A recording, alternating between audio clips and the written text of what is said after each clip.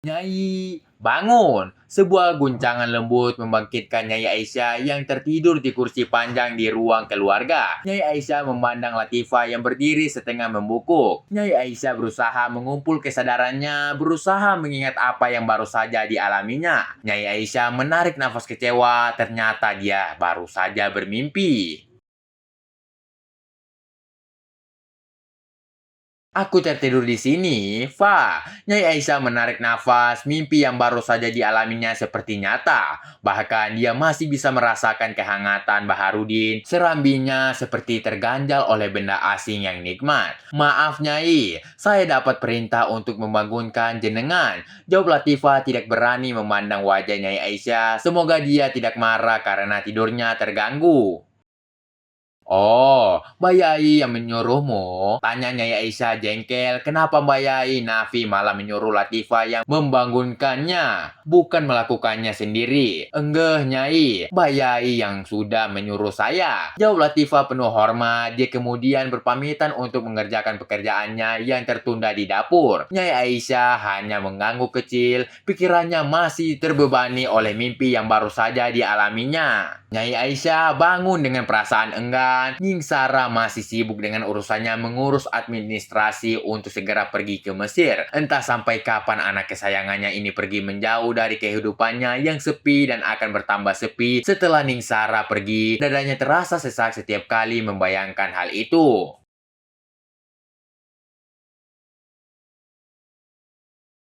Nyai, Mbak Yai pesan supaya jenengan bersiap-siap untuk pergi takziah ke rumah Nyai Fatifah yang sedang sakit ditemani Ning Isma. Hampir saja Latifah lupa dengan amanah dari Mbak Yai Nafi yang harusnya disampaikan. Untung dia belum meninggalkan ruang keluarga sehingga dia tidak perlu kembali lagi menemui Nyai Aisyah. Iya, aku ingat. Nyai Aisyah menjawab singkat, dia menatap kepergian Latifah ke dalam dapur. Ah, kenapa hidupnya begitu menjemukan bertahun-tahun bahkan mungkin seumur hidupnya hanya menjalankan sebuah rutinitas yang sudah digariskan oleh kedua orang tuanya yang ulama dan terpaksa juga harus menikah dengan seorang ulama.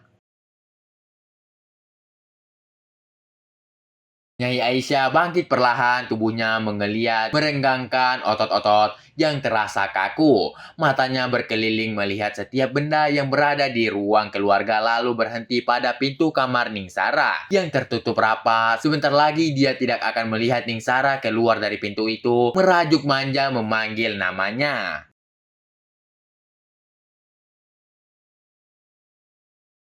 Siapa yang akan menemaninya nanti setelah Ningsara pergi? Berbagi cerita dan bersenda gurau mengusir hari-harinya yang sepi? Siapa yang akan membuatnya tersenyum bahagia? Melihat anak semata wayangnya sudah tumbuh menjadi wanita muda yang dikarunai kecantikan yang mengagumkan? Nyai Aisyah menarik nafas panjang dan tanpa bisa dicegah, sosok Baharudin kembali mengaduk-aduk pikirannya. Sementara Latifah kembali menyibukkan diri di dapur bersama Zainab, walau pikirannya masih terus tertuju kejadian yang baru saja dialaminya saat membangunkan Nyai Aisyah. Iya, terus Din, yang kenceng.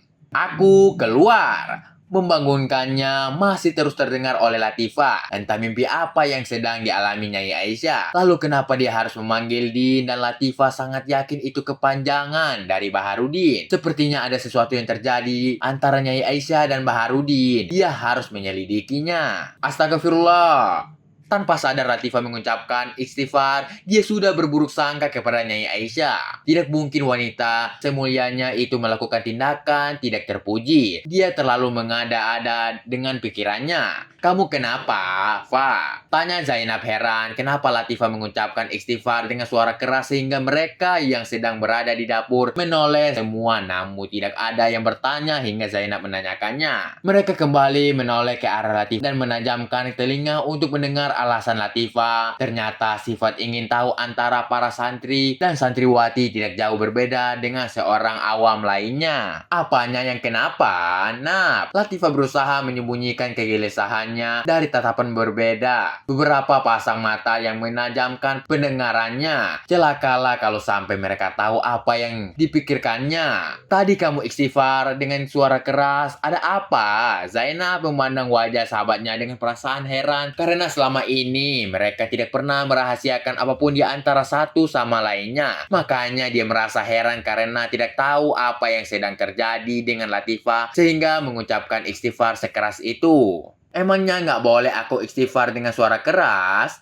Nah, Latifah balik bertanya untuk menyembunyikan perasaan hatinya yang dipenuhi rasa curiga. Kali ini dia sudah merencanakan sesuatu tanpa melibatkan Zainab. Zainab tidak boleh tahu hal ini. Zainab bukan orang yang pandai menyimpan rahasia besar.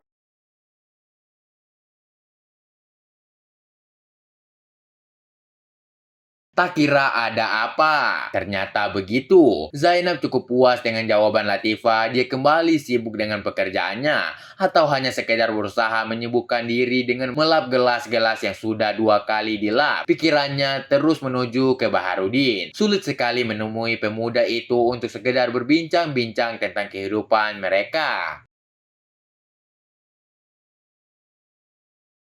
Kamu kenapa? Nah, Latifah bertanya pelan agar santriwati lain tidak mendengar. Sifat dasar wanita pasti ingin tahu rahasia temannya untuk jadi bahan gunjingan yang mengasihkan.